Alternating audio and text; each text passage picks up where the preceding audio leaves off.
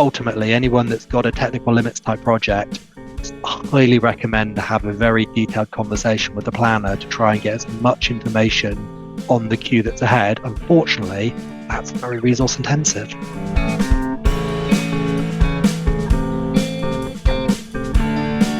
Hello and welcome to the Connectology Podcast. Here, Road Night Taylor's influential team of elite connection specialists and their expert guests help you to better understand distribution and transmission network connections and how to acquire them faster, for less cost and at lower risk.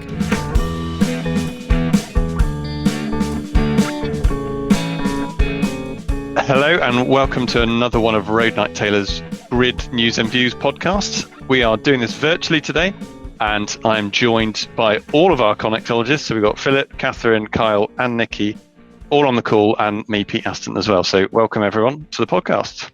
Hi, Pete. Hi, Pete. Hi, Pete. Hiya. So as ever with Grid News and Views, we're going to go through sort of all the hot topics that are out and about at the moment in terms of the grid connection space, of which there are many, as usual. I'm going to go over to Catherine to start with, to kick us off around everything with National Grid two-step offers and transmission works review.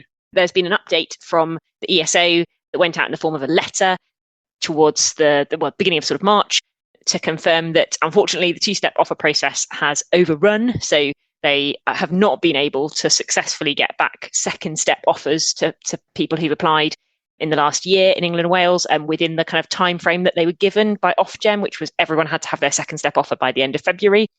The reason, unfortunately, is even worse than just the delay, and that's that effectively the transmission works review piece really hasn't been the sort of success that it was hoped for, and things like considering attrition rates and the change in construction planning assumptions haven't really been enough to counteract the sheer volume of applications that the ESO have seen. So I think the ESO have seen, several hundred gigawatts of applications even within that year whilst they were running the two-step offer process. So perhaps unsurprisingly, we've seen, the second step offers where the TO's actually gone away and done the study work have identified even more reinforcements than the first step. And that obviously wasn't the plan. The idea was that these step one offers would be kind of worst case.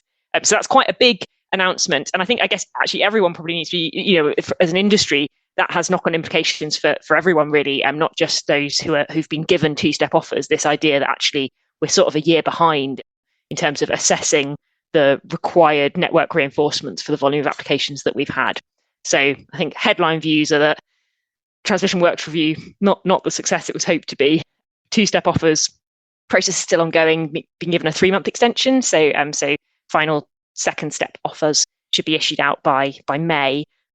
And the aim is that obviously the idea was that dates would come forwards in step 2 offers. Now I think that perhaps the goalposts have sort of been shifted to just try and not make the dates too much worse in second step offers. So I think that the ESO has kind of come out and said they think that 60% of customers will hopefully get a second step offer which has the same date, or at least not a worse date as their step 1 offer, but there's about 40% of customers they think still could get worse dates. And that's even kind of proposing some kind of additional mitigation measures. So quite big news on that front. Are we expecting the full transmission works review analysis to have been done by the time all those offers come out at the end of May, or could there be further variations to offers when sort of the full transmission works review has happened later on in the year? And what we're really seeing now is a bit of a decoupling of the dates that are going into connection offers and the entire kind of transmission works review piece and the kind of reinforcements required. What the ESO said and Ofgem have approved is that for the next 3 months, specifically for these step 2 offers, rather than try and kind of complete that piece of work, the transmission works review, with perhaps even further revised CPAs, they will simply use the reinforcement works which have been listed in the Transitional Centralised Strategic Network Plan, so TCSMP, which was published towards the end of March, so it's published last week as we're recording, and they will essentially limit everyone's enabling works to the works identified in that report. It's called the Beyond 2030 report. So that's probably my news item number 2, is that Beyond 2030 has been published. and that report kind of lists out, I guess, the enabling works that we considering things like, offshore works and the kind of coordinated network design. Those are the reinforcement works we're perhaps a little bit more sure about. They don't include some of the reinforcement works that have been triggered by that last year's worth of 100 gigawatts of additional applications. So there are reinforcements that could be needed over and above the TCS MP2 works, and therefore people's offers, they might be getting offers which say 2038, 2039, whereas if they'd been assessed under the traditional method, it might have said even later than that, 2040 something. So we're kind of seeing a bit of a kind of perhaps politicalized response there to just ensure that connection dates don't start to look silly. And I think the hope really is that connections reform can come into play and kind of rationalize that queue to enable, reinforcements to be kept to the TCS MP or the beyond 2030 kind of works plan. So quite a lot going on there. So some offers have started to come out already, haven't they? So it's not like every offer is going to come out the last week of May. It's going to be sort of a graduated issue over the next 2 or 3 months. Yeah, exactly. The offers were sort of batched into regions. So it just sort of depends where you are in the country. And I think probably you could perhaps take as an indication some of the most difficult offers are the offers which are likely to come out last. So perhaps that's probably not a comfort to anyone, is it? But we are seeing offers come out already. So yes, any time between now and May. What do we think about the opportunity for people that have existing offers, pre the two-step offers, having their offers accelerated considerably, basing into account the new transmission network planning assumptions in terms of coming forward? So people that originally asked for a connection in 2028 got a connection in 2030. The opportunity then bringing that forwards again. I've seen small instances on individual projects where actually I think there's been updates to the enabling works that could bring them forwards, but not a mass update at the moment.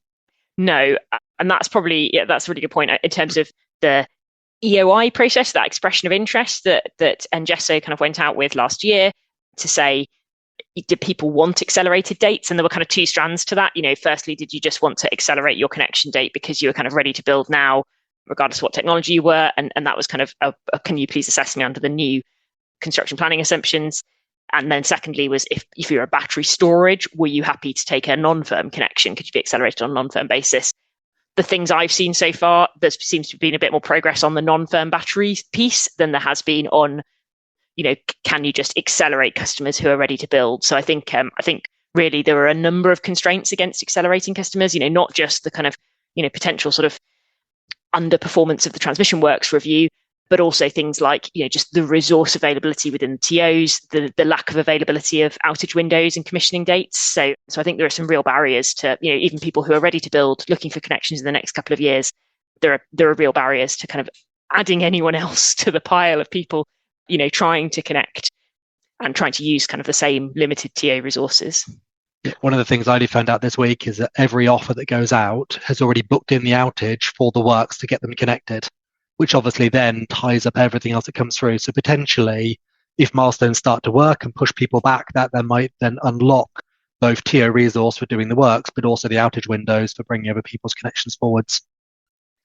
And just one more thing on the two-step offers, Catherine. My understanding is that any applications that were clock started between something like mid to end of November last year and the end of February this year, any applications that were made during that time won't be clock started until like the 1st of March. Is that right? Yeah, that is correct. The 27th of November was originally when the ESO had expected the kind of two-step offer process to have concluded, in the sense that would have been 3 months prior to final step 2 offers going out.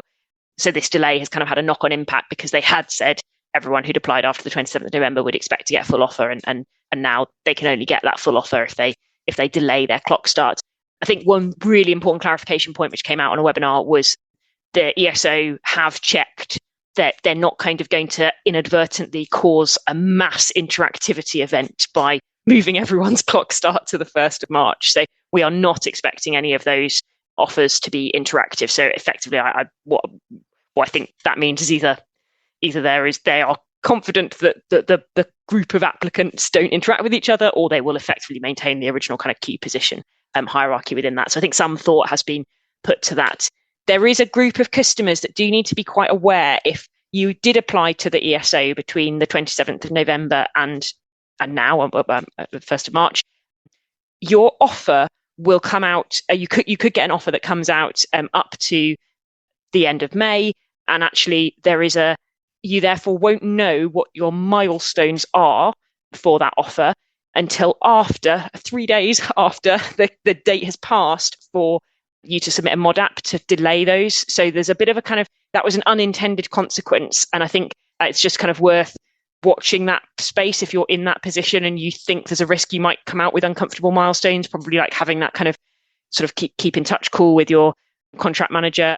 There's going to need to be a little bit of pragmatism there just to make sure that customers aren't caught out being issued milestones that they didn't know exactly what they were going to be. They can't keep them, and now they've missed the boat to move them. So hopefully a small number of customers, but quite an important point.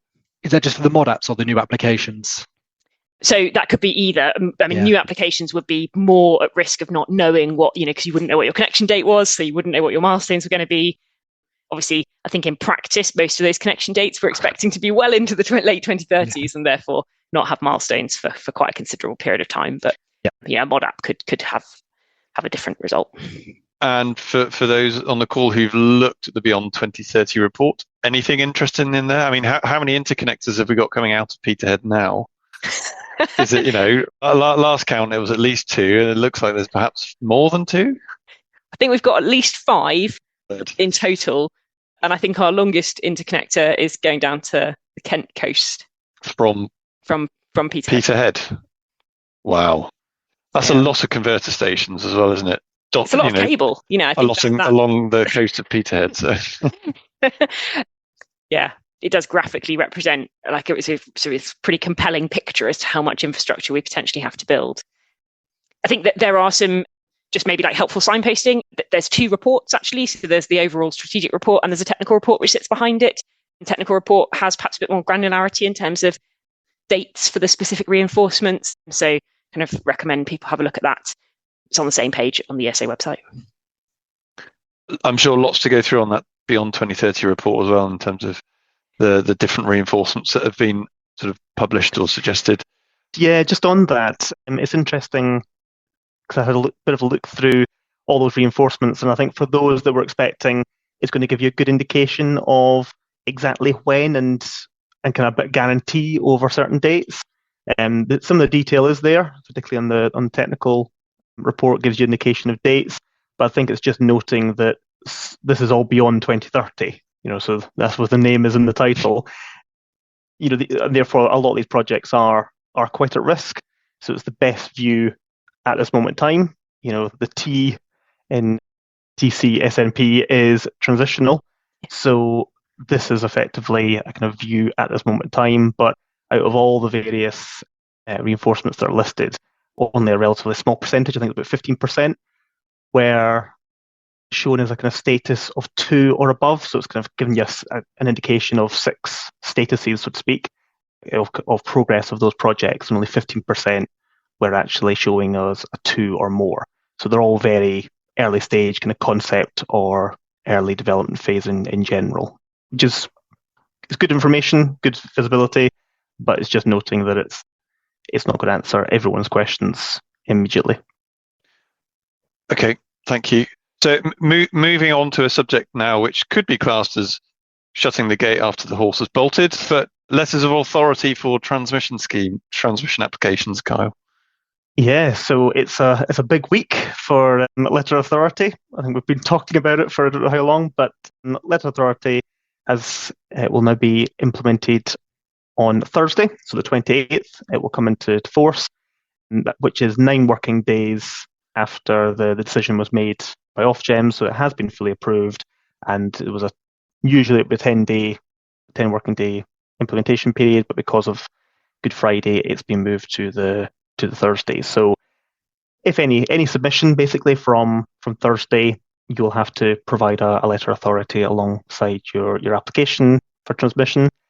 And that letter authority can be in 2 forms. There's kind of 2 different templates. So template A is that effectively evidence that you've engaged in discussions with landowners in respect to the rights needed to enable that construction of the project, or B, confirming that you actually own the land. So even those that currently own the land or have secured options still have to effectively provide evidence that is the case. And that would have to be for every different land ownership within the development boundary that you're within the development boundary. Yeah, that's right. Yeah. That's right. And I think, and for the first time, this now really does start to pin down a lot more the actual red line boundary itself. So where at transmission you had a lot more flexibility in the past, to move your site, that's becoming a lot more challenging. And any idea whether that's going to be required at MODAP stage as well? So if you didn't have LOAs in place when you first applied, and then you do a MODAP, do you think you'd have to have the LOA in place when you do that, or are they just going to, overlook that? Or no idea? That's a very good question. I don't think I know, actually. I was going to say it came up in various of the conversations, but I think it's probably worth saying there is proposals to perhaps raise a second cask mod to enforce additional points regarding LOAs, and they might be things like, ensuring that no one else has submitted an LOA for the same land so that they're exclusive, and also maybe ensuring that you've submitted sufficient land. So if you said you want a gigawatt of solar, have you given us more than, a 5-acre field? So I think there were various proposals about additional points that LOAs would cover. It might be that there's some kind of consideration. Obviously, it wasn't retrospective, so it's not like, the ESO hasn't written out to everyone to say they have to provide an LOA for their existing contracted project. So I suspect it's not really enforceable for MODAPs at the moment, but maybe we'll have to get a clarification point from someone helpful and friendly at the ESO. Okay, perfect. Nikki, if just move over to you now. I think you wanted to sort of just raise something around Appendix G management and distribution queues. Yes. So the DNOs have been going through an exercise to manage their queues, essentially. So we all know, got too many projects in the queue. So the DNOs are trying to sort of filter out the projects that are not going to progress or that aren't progressing quickly enough. So hopefully everyone's familiar with sort of the Appendix G process. So we've got Appendix G Part 2, which projects will go into if they don't require any wider transmission reinforcement or any A&M. Part 4 is the kind of the problem projects where we have quite long connection dates and quite hefty reinforcement. So what the DNOs have been doing is taking projects out of Part 2 that aren't progressing. But so far they haven't really had the remit to then move projects from Part 4 into Part 2. So that's been quite a complex one. Some DNOs will do it kind of piecemeal. But there's now actually a policy coming up, and I haven't seen the detail of this yet, but it will allow DNOs to actually move projects from Part 4 into Part 2. Because currently kicking projects out of Part 2, if you can't actually move anyone up, is not particularly helpful.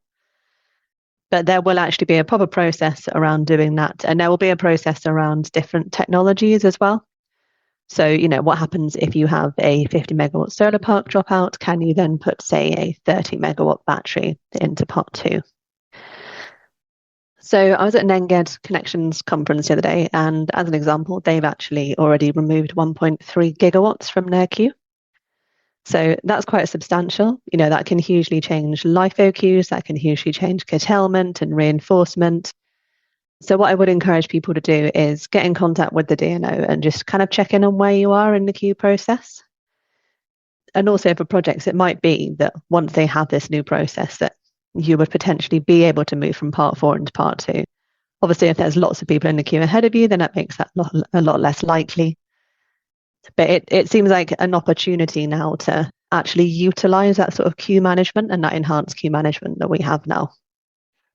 Yeah, that's really interesting, Nikki. And I guess there's upsides and downsides of this. The upside is that, if there are customers ahead of you who get cleared out of the queue, that you can maybe move from Part 4 to Part 2, so you've removed some of those transmission restrictions. On the other flip side is that you might be one of these customers that gets cleared out if you're not meeting your milestones.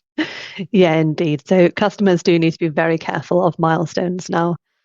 So historically, DNOs have been fairly lenient with milestones, but now they really do have a remit to kind of get slow moving and zombie projects out of the queue. So check your milestones. If you need to get them reevaluated, then do. And be realistic with them as well. Be realistic with what you can actually achieve. Talk to the DNO about how long their timescales are going to be. And I'd just encourage everyone to get their projects moving if they can do. And Philip, I know you had some thoughts around how the DNOs are managing these queues, how open and honest and transparent they are around this data? Absolutely. So I think there's obviously meant to be a lot of opportunity from a technical limits perspective of allowing schemes to get connected earlier, facilitate the headroom that's within the GSP that isn't being used all the time. But ultimately, people can only really take that up if they really understand the queue that's ahead of them. And where there is misleading data, it could either cause people to make bad decisions of not taking up an opportunity, or vice versa, they could take up an opportunity only to find out later that there's other schemes that they weren't presented around that makes their risk significantly worse. So I think it's just something that I wish a lot of the DNOs would spend a lot more time being very clear on queues of positions. I know there's a lot more data that's being published out there. Fortunately, some of the published data has got some gremlins in there, which then means that things don't appear in the way they are. So there does need to be a lot of work on this is the one queue, not having lots of different queues and different people's sort of computer drives. And this is where projects are factoring in all of the element. And one last very quick thing on that also is a lot of the DNOs have found themselves in hot water by not submitting Appendix Gs, not doing the project progression, not doing the mod app, not putting generators on. And I thought we'd got through a stage where the DNOs had realized this, the importance of doing it quickly, queue positions, interacting at transmission level.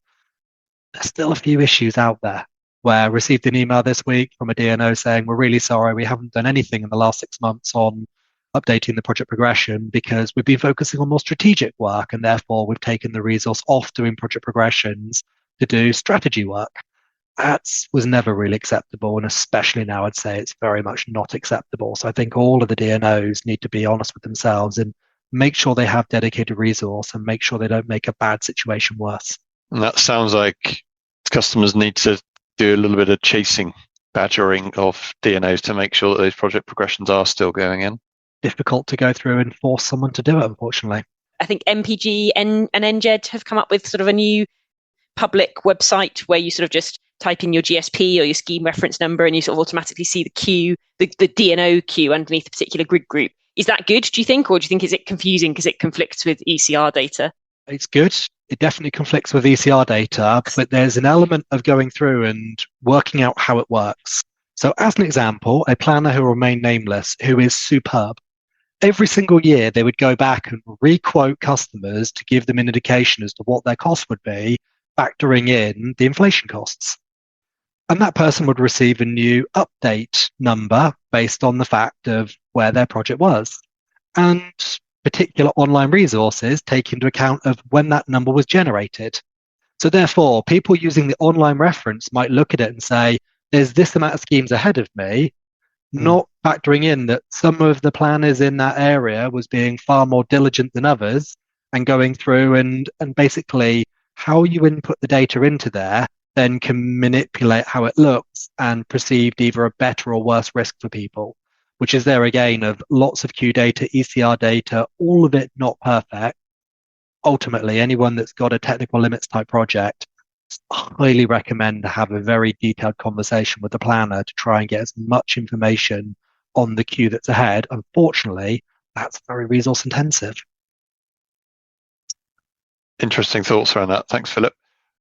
Come over to you now, Kyle. So again, on the subject of Appendix Gs and technical limits, but how that's being applied in Scotland. Any thoughts around that? Yeah, so I was at the SSEN customer seminar in the north last week, which was very interesting. Data, as we've just been talking about there, was kind of key because they are one that haven't really been at the kind of forefront of sharing a lot of queue data, like a number of the other DNOs have been, and particularly around technical limits, whether that's data on timeframes or data on queue position. But they have highlighted that it's something that's being worked on, but essentially the management of the data and getting that data flow right is something that they're focusing on. So it'll be really interesting to see how that develops. And of course, that comparison between all the various DNOs and how they deliver that. But in Scotland, in the SSEM patch in Scotland, one of the big next steps for technical limits has been getting Appendix Gs in place for all the GSPs. So it was confirmed that has now happened. All the Appendix G submissions have been made to the ESO across the whole of the SHE distribution network in Scotland. But now that's been submitted, it was submitted effectively in quite a big bulk submission after a lot of work done by the planning team, which does mean, yes, it's now with the ESO, but realistically, that's not going to happen overnight. So I think they're expecting to maybe have kind of 3 to 5 GSPs coming back per month, which potentially can mean that you're looking at it well into next year before all the Appendix Gs are in place for every GSP. And of course, you need that Appendix G to be in place to then have the technical limits applied to it. So I did ask the question about what's the plan in terms of which GSPs are coming first. The answer appeared to be it's possibly slightly random at the moment, depending on how the ESO analyse them. But that's something that they were going to take away and maybe look at. The suggestion was maybe have a look at the number of customers that would be impacted per GSP and whether that could be, an escalation sort of list created to facilitate that. So if we get the ESO coming out and saying they've had an unprecedented volume of megawatts apply in March, it's actually all SSEs. It's just the Appendix Gs. Yeah. Right, great. I assume Scottish Power are going to be doing something similar for their network in Scotland, or yeah, we have reached out to just get a bit of an update. They've got another conference and kind of seminar coming up in the not too distant future, so we'll keep an eye out on that as well and be able to do an update on exactly where they are. And I think it's probably just worth mentioning as well that Appendix G is only available for small and medium generators, isn't it? So if you're a large generator, you don't go on Appendix G. And in Scotland, large generator definitions of larger are much smaller, 30 megawatts in Scottish Power and 10 in SSE, isn't it? So yeah, and actually the two kind of bookends were discussed. So in terms of whether you're 50 kilowatts or 1 megawatt, so that's a trigger point in SSEN's patch in Scotland.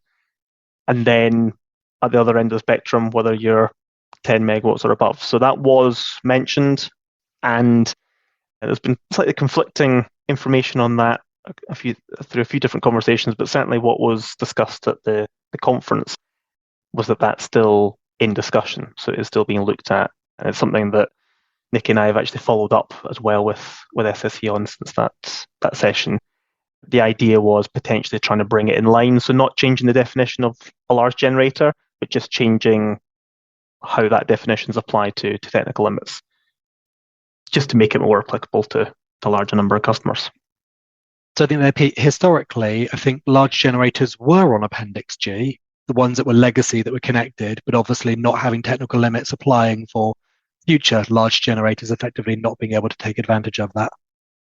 My understanding is that there's a number of examples of large generators that were on the Appendix Gs in the past. Whether they still are or not, and whether they've come off, it's quite difficult because obviously they're a large embedded customer, so they are on different registers anyway.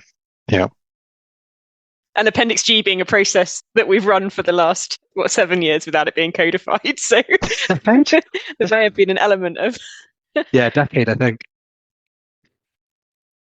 Kyle, I just wanted to come to you. I think you wanted to pick up on something around the reinforcement supply chain. Yeah, so it's something that has come up in quite a few transmission projects over the last year, probably 18 months, if not longer. It's just around supply chain for kind of key assets, switchgear, of course, particularly switchgear that's maybe non-SF6 filled, and potentially having to move to AIS as an alternative, or transformers becoming, the competition for them becoming much greater, and that supply chain becoming more limited, and of course, kind of resource as well. It's been expected at a distribution level, and it's been kind of muted, but just over the last couple of weeks, it's kind of some evidence through conversations and likes of seminars and events that the DNOs are finding that as well. So again, at the SSE conference last week, they were talking about the supply chain, and they've gone through a lot of framework contracts coming up for renewal, and the lead time has extended quite significantly, even for 30 kV switchgear, for example, and the cost has gone up significantly. In some cases, for some assets, 3 times the value that compared with the original framework. So not for all assets, but for some assets, those costs have gone up significantly. Which, for those that are sitting there with a connection, particularly if it's accepted connection that's a few years old, again, it's just being aware that that cost was an estimate, and particularly as DNOs are now going through renewing their frameworks, and the actual cost of assets and the supply chain is having a much bigger impact, is starting to flow through, those costs are going to go up quite notably. Yeah, I mean, there's such a huge amount of work going on, so it's not surprising that all these sort of lead times are struggling. Yeah, thank you. So I guess developers are just going to have to see how that impacts on their own supply chains and timescales and costs, the same as DNOs. Yeah, and just something that to be aware of. A lot of even DNOs and TOs are looking at other markets, so where they would not normally go and seek kind of new transformers that haven't been tried and tested in the network, for example, that they are. And that's obviously got geopolitical challenges as well. So it does become quite a complicated process, but it is noting that some organizations are working together to try to move forward with certain procurement. You'll have to do individual procurement cycles, but having like a representative in certain countries. I know that NGED, for example, and NGET have had representation in China, as an example, to try to ensure that those procurement processes go through smoothly. So it's just noting that's quite a lot of movement in the industry and quite a few partnerships. It's interesting, Carl, that you mentioned there around sort of equipment becoming more expensive, but I'm also seeing evidence that a lot of ICP quotes are also becoming significantly more expensive for delivering the work. And one of the things that I think is a challenge for a lot of the people looking at developing out transmission projects is just trying to cost them and trying to get sensible costs in terms of what things are going to cost, because it's not an awful lot of 400 and 275 kV underground cables. Obviously, more in terms of the off-toe network that's been laid more recently, but it is very much a new area where there's going to be significantly more works that's being done, and then trying to estimate those costs is really quite challenging. And I guess the follow-on point from, Kyle, you're talking about in some ways the TOs struggling with supply chains, but I think that probably just needs to emphasize to developers who are potentially newer to that market. If National Grid can't have that purchasing power to actually attract any kind of provision within Europe, then it's setting realistic expectations about to what degree manufacturers are going to be prepared to engage with new market participants. If they've got their orders book full from other European TOs for the next 12 years, they may not really be very happy to provide the sort of information, indicative costings and kind of budgetary design work that they perhaps used to. Mm-hmm. I suppose one thing you could possibly do in your design phase is look at your design and try and understand whether there's an opportunity to use more standardized equipment. So where there are transformers that are much more off the shelf, are rolling out the factories quite regularly, or there's a possibility if a project falls away, you're able to effectively take those assets on. And having that flexibility is really going to be quite key. If you make it really bespoke and particular design that's using voltage levels or capacities that are maybe a little bit non-standard, then that becomes a lot more challenging. Talking about transformers, I think Nikki wanted to give us a little bit of an update around SGT charging. Yes. So no big update yet, but we have had quite a lot of traction within the industry on SGT charging. So Road Knight Taylor did write an open letter to Ofgem on this last year, and there is a paper being published. I don't know when, but I think it's going to be within the next couple of months on the different options around SGT charging. So I think it broadly follows the kind of options that we outlined in the open letter. So either a do nothing option, the cost being socialized through TNOs, cost being socialized through DUOS, or more of a kind of a cost apportionment factor mechanism like we see with a lot of DNO works, which would de-risk that sort of cost contribution instead of there being a big risk on sort of not very many customers having to put the cost of one or more SGTs. So we'll see what happens with that. Yeah, is that going to be an Ofgem paper? So I think we have had a commitment from Ofgem that they're going to draft something on this. I think it's going to be amalgamated possibly with, there's a wider piece on transmission distribution charging that's sort of being picked up as part of the connections reform. And so we're kind of seeking to engage on that at the moment, and we'll hopefully be in a position to kind of share more details, because I think that's really key, that one obviously affects distribution customers hugely who perhaps may feel like they're a bit of a distance away from the kind of ESO's connections reform piece at the moment. So I think Road Knight Taylor will be keen to share that news with me, Nikki. Yes. Thank you, Catherine, as well. There's so many connections boards and delivery groups and everything going on at the moment. So yes, that will come along soon, hopefully. Yeah, maybe we should reassure anyone who listens to this podcast who finds it all slightly overwhelming that we do too. Positively fatigued with reform and engagement. Yeah, and acronyms as well. I was just going to mention one thing very briefly. I was looking at a scheme for a client the other day. Just was surprised around how some charging element worked. Had to go back to the charging rules, the distribution, the charging statements from the DNO, only to find that I was wrong and someone else was right. So it does happen that we don't always know everything embedded in every detail of it. But I think from my point of view, it's always just really important to dig deep into some of those issues around charging, make sure things are being applied correctly. So even after 20 years in the industry, I could still be surprised. So I'm still getting over the shock. But there we go. Catherine, I think you wanted to just finish around mentioning something around the Gate 2 process that's coming in through connections reform. Yes. So, and this is probably just a teaser really because connections reform is still ongoing. There's a huge amount of work going on behind the scenes. So hence some of that sort of exhaustion you're probably hearing from us in terms of kind of following draft papers and draft proposals.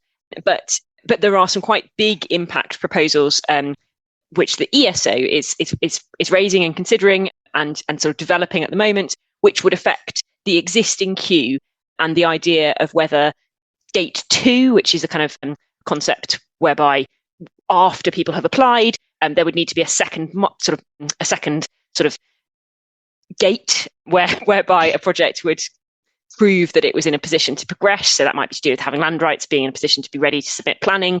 And at that stage, it would start to get a kind of confirmed queue position, a confirmed connection date. But the proposal, there are proposals about how we could, use that principle and apply it to the existing queue. The ESO have said that they've committed to coming out with some public-facing sort of documents to explain and explore that idea in principle a little bit more, because we haven't seen that kind of explicitly consulted on yet. And they're trying to do that before their next connections forums, which are, I think, Glasgow. I think it's April. So in the next month or so, we should hopefully see some statements on that from the ESO and from the ENA. But yeah, just to kind of flag, I think probably a flag from us that's seeming like it could be really quite impactful on lots of connections, both embedded and transmission connected, and regardless of whether you're a new project about to apply or whether you're an existing contracted project. So definitely keep your eyes peeled. Yeah, it could really change the landscape of the queue in this country. Exactly. That is the purpose. The idea is that, reform needs to address the existing queue. Otherwise anything we do is, as you say, Pete, definitely after the horse has bolted. So yes, which is an uncomfortable position because it, effectively, if we rip up the existing queue, there's a lot of impacts that has on projects who've already, made investment decisions and so on. So there need to be kind of careful consideration of that impact. Well, I think that is us done for this Grid News and Views session. Thank you everyone for listening. Thank you all you guys for joining in on the call. And we do hope you tune in next time to our next podcast. But for now, goodbye. Cheers. Thanks all. Bye. Bye. Thank you. Thanks, Pete. Bye. Thank you for taking your precious time to listen to this episode. Now, not everyone is ready to have a connectologist in their life. For others, it's just too expensive. And as our team is so small, we do have to be very selective in what work we take on. And that's why we put so much effort into these shows. We want our society to have the equitable energy system it needs in order to decarbonise and to thrive. So we want to help to topple as many connections barriers as we possibly can, in spite of our size. So please do feel free to ping a link to this episode to anyone you know who might be interested, because it would mean so much to everyone here.